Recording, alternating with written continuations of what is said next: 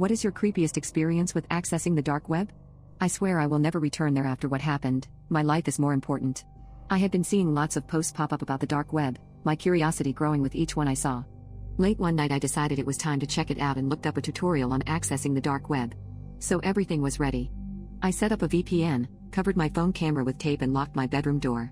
At first, everything was cool and I went to those normal happy chat sites. I didn't text, I just observed.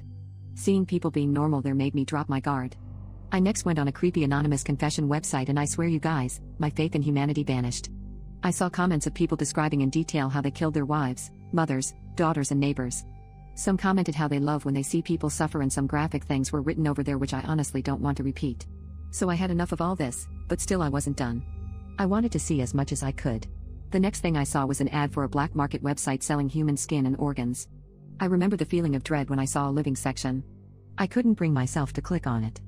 I quickly closed the tab and swore that I wouldn't return. I had seen more than enough. I wasn't able to sleep for 2 days straight, the third day was so much worse. I was using WhatsApp to chat with some friends when I received a message from an international phone number I didn't recognize. Why are you ignoring me, darling? I tensed up as I didn't have any friends living abroad, and I hadn't exchanged numbers with anyone recently. I ignored it and the next day I got another text from the same number. You can't ignore me, sweetheart. Not when I can see you reading this. My blood ran cold. I could feel my heart thumping faster and faster in my chest as I tried to figure out whether this was some sick joke, or if my life was truly in danger.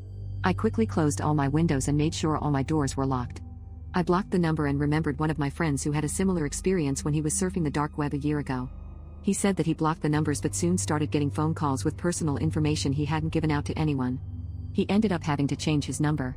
This didn't solve any of my problems, so here I was. A messed up teenager, too afraid to explain this to either of my parents. Every day I received a new message from a different number asking me personal questions and telling me not to be scared. Eventually I decided I had had enough, and changed my number. Which put an end to the vast sum of messages I had accumulated over the past few weeks. I figured I was in the clear and was finally starting to forget about the whole situation. Until I heard a knocking on our front door. It didn't even cross my mind that this would be related to the previous incident. Up until now, they had only used my phone number to contact me, so I didn't think anything of it. I opened the door to see the postman waiting with a letter in hand. I thanked him and opened the letter in my room. To my absolute horror, it wasn't a letter at all, but instead photos that had been taken of me during the few weeks I hadn't gotten any messages along with a threatening message. I was terrified.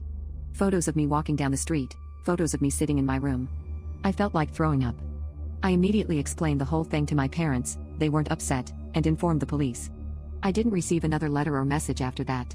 To my knowledge, nobody was ever caught, but I haven't received anything else since. To this day I refuse to stay home alone, never knowing who might be watching. Needless to say, I won't be returning to the dark web again.